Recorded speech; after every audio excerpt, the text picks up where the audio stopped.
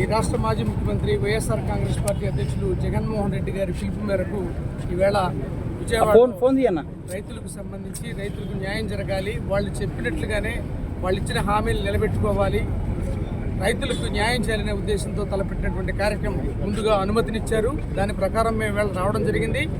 వచ్చిన తర్వాత ఇప్పుడు అనుమతి లేదని చెప్పి మహిళలని చూడకుండా కూడా అందరినీ కూడా అరెస్ట్ చేసి బలవంతంగా చేతులు పెట్టుకుని ఈడ్చుకుని వెళ్ళి అరెస్ట్ చేసిన పరిస్థితిని చూస్తున్నాం. మీకు అందరికీ తెలుసు, సూపర్ 6 ద్వారా ప్రజల్ని మాయ చేసి ప్రభుత్వాన్ని ఏర్పాటు చేశారు. సూపర్ 6 అంటే వాళ్ళ ఉద్దేశంలో హామీలు ఇవ్వటం, అమలు కాని హామీలు ఇచ్చి గెలవటం. ఇదొక 6 అయితే రెండో 6 ఆ హామీల్ని నిలబెట్టుకుపోవడం. ఇది రెండో 6. మూడో 6 భారత రాజ్యాంగాన్ని కాదని ఒక రెడ్ బుక్ రాజ్యాంగాన్ని రచించి దాన్ని అమలు చేయడం. ఇది మూడో 6.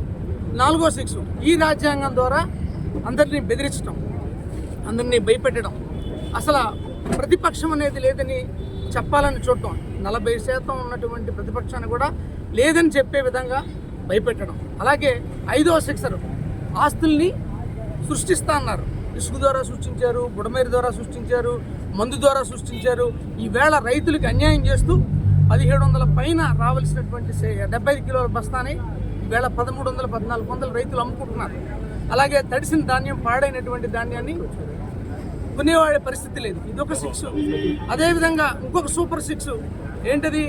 అందరికీ చెప్పాడు, ఎంతమంది ఉంటే అంతమందికి మేము ఖచ్చితంగా అమ్మఒడి ఇస్తామని చెప్పాడు. అదొక 6 కొట్టాడు. మొత్తానికి ఆంధ్రప్రదేశ్ ప్రజలందరినీ ఆ 6లతో ఈ విధంగా బాధి అవతల పడేశాడు. ఈవేళ రైతులకి బీమా లేదు, కనీస గిట్టుబాటు ధర లేదు. ఇదేంటని అడగడానికి వస్తే, చేయమని చేయడానికి వస్తాయి. ప్రతిపక్షం ఏం చేస్తుంది? ప్రజల తరపున పోరాడుతుంది. రైతుల తరపున అడగడానికి వస్తే చాలా సింపుల్గా మేము కలెక్టర్ ఆఫీస్కి వెళ్ళి ఒక వినతి పత్రం ఇచ్చి వద్దామని అనుకున్నాం. దీనికి మమ్మల్ని అందరినీ అరెస్ట్ చేయడమే కాకుండా ఇలా సుదూర ప్రాంతాలు తిప్పుతూ మహిళల్ని చూడకుండా ఇప్పటి వరకు చేశారు. మేము ప్రజల తరపున, ముఖ్యంగా రైతాంగం తరపున బీమా లేదు, కనీసం మద్దతు ధర లేదు, పెట్టుబడులకి డబ్బు లేవు. ఆల్రెడీ ఒక పంట అయిపోయింది, ఇప్పుడు రబీ పంట వస్తుంది. ఇంతకుముందు మేము డబ్బులు రైతు భరోసా ద్వారా ఇచ్చాం, మీరు అన్నదాత సుఖీభవ ద్వారా ఇస్తానన్నారు, ఇంతవరకు ఇవ్వలేదు. రైతాంగం మళ్ళీ అప్పుల పాలవుతోంది అని చెప్పడానికి మేము వస్తే మీరు చేసినటువంటి పని శాంతియుతంగా వచ్చినటువంటి చేస్తున్నటువంటి కార్యక్రమం ఇది. ఎవరికి అడ్డు లేకుండా చక్కగా 4 అడుగులు వేసి కలెక్టర్ ఆఫీసులో ఇద్దామని అనుకున్న దానికి ముందు అనుమతినిచ్చి ఈ విధంగా చేశారు. ఇది ప్రజాస్వామ్యాన్ని తొక్కాలని చూడటం, అణచివేయాలని చూడటం. ఎంత అణచివేస్తే అంతగా ప్రజల నుంచి వ్యతిరేకత వస్తుంది. ఖచ్చితంగా రానున్న రోజుల్లో ఈ ప్రభుత్వం తగిన మూల్యం చెల్లిస్తుంది.